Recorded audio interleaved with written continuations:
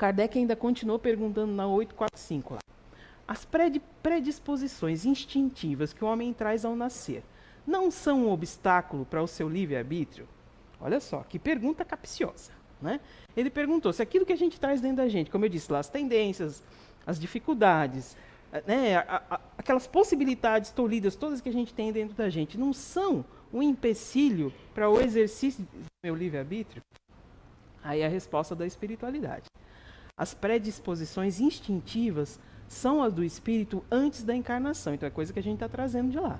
Conforme ele for mais ou menos adiantado, elas podem impeli-lo a atos repreensíveis, no que ele será secundado por espíritos que simpatizem com essas disposições. Mas não há arrastamento irresistível, quando se tem a vontade de resistir. Lembrai-vos que querer é poder. Então é outro ponto esclarecedor ali que está dizendo que esse instinto que ele está dizendo ali, que são aquelas más tendências, aquelas aptidões, aquilo tudo que a gente traz dentro da gente, isso não vai tolir a gente de alguma maneira, tá? A espiritualidade está dizendo que até pode, desde que você se deixe arrastar. E você vai ser seguido por companheiros que têm a mesma visão que você. Muitas vezes a gente diz, foi o obsessor que fez, mas você que está levando a carga do obsessor. Você está puxando a fila, né? Não é tudo culpa do obsessor, às vezes você é o chefe da organização e não sabe, né? Então, assim, a gente tem que tomar cuidado, né, de parar de botar a responsabilidade na culpa da espiritualidade, foi obsessor. Tem casos sim, né? Tem casos e casos. Mas a gente está aqui, a gente tem que ser responsável pela nossa encarnação também, né? Se você tem consciência da coisa, você tem que ser responsável pela encarnação, né? Então é um ponto esclarecedor, está dizendo ali, né? Que são resquícios que a gente traz das nossas vidas passadas, importante, mas é importante saber que querer é poder. Eu fico muito é uma coisa que a gente traz para a nossa realidade. Quando a gente fala assim, as pessoas falam, emagrecer é fácil, é só fechar a boca. Quantas vezes o pessoal não fala isso pra gente, né? Agora vai lá, quando você fala assim, vou fechar a boca, fulano te convida para ir na pizzaria, aparece um bolo de chocolate, aparece um monte, ai meu Deus, chocolate, aparece um monte de coisa. Então não é tão fácil assim resistir às tentações. Isso, uma analogia simples. Agora imagine uma coisa que está dentro da gente, ó, há várias e várias e várias encarnações. Que você está lutando com isso há várias e várias encarnações, né? É claro que você recebe todo aquele material didático que a gente falou lá no começo, né? Se você não usar, não abrir a mochila, não abrir o caderno, não botar em prática, não vai funcionar, né? Então, assim, tem como resistir, sim. A gente tem o livre-arbítrio de escolher o caminho que a gente vai seguir, as atitudes, como a gente vai falar, com quem a gente vai falar, por onde a gente vai andar, né? A gente pode, de repente, ver que aquele caminho que a gente está indo não é tão legal, que aquelas amizades, por mais que você goste, às vezes, da pessoa, a pessoa não tá sendo tão legal, não está contribuindo com você. São essas as escolhas que a gente precisa fazer na nossa vida para ficar ou ir ladeira abaixo, né? Tem que prestar bastante atenção. Então a gente é responsável pela luz e pela escuridão que a gente tem e que a gente traz. Não adianta terceirizar, botar na culpa dos outros, dizer que foi o governo, dizer que... Não, é você. Tem um ponto que te cabe.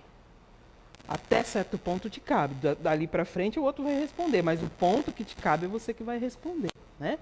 Então cada um de nós é um universo de possibilidades, mas também um universo de limitações. Cada um. Porque senão a gente não estaria aqui para resolver as coisas que a gente precisa resolver. Cada um nas suas particularidades, mas no geral, num todo, né? Um ajudando o outro. O que um sabe, o outro não sabe. A gente aprende lá na escola, já que a gente está falando de escola, que a menor distância entre um ponto e outro é o quê? Uma linha reta, né? Na maioria das vezes, a menor distância entre um ponto e outro é uma linha reta. Só que às vezes a estrada que a gente escolhe para trilhar na nossa vida, entre nascer e deixar esse plano, às vezes a estrada que a gente escolhe, que a gente batalhou, que a gente disse, aqui que eu quero, é lá que eu vou, está interditada. Não dá para ir. E aí o que você faz? Senta, chora e faz pirraça? Ou fala, não, dá para seguir por outro caminho. Ou, né?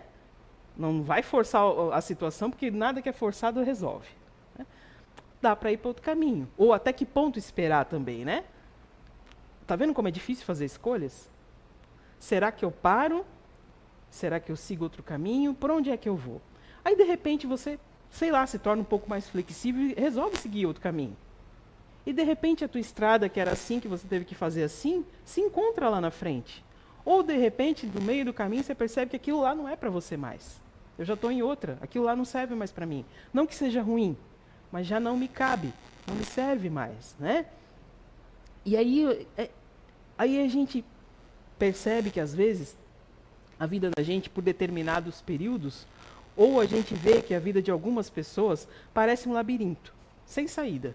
Porque parece que a pessoa sempre toma a mesma direção. Muda a situação, muda o contexto, muda o lugar, mas ela sempre toma a mesma direção. E aí faz o quê? Vive a mesma situação o tempo todo. Por quê? Porque não quer dizer que você tenha passado por determinada lição, que você tenha passado por determinada dificuldade, você assimilou aquilo. Não é? Que, né, aprendizado é uma coisa, entendimento da coisa é outra. Né? Então, assim, a gente tem que perceber até que ponto, e escolher até que ponto, quando um ciclo se encerra e outro começa, a gente vai deixar ir, né? A gente tem que deixar fluir. Porque nem tudo é para sempre, gente. Às vezes, um ciclo, quando se encerra, já cumpriu o seu propósito, e você fica lá batendo na porta o tempo todo, enquanto tem um monte de porta em volta ali, abrindo, esperando você, e você fica lá batendo naquela, e a vida fica passando. E é muito rápido, né? Outro dia eu tinha 12 anos, agora eu já estou com 20. Então, assim, a vida passa muito rápido, né? Ninguém fala nada. Vocês estão rindo por quê? Estão rindo por quê?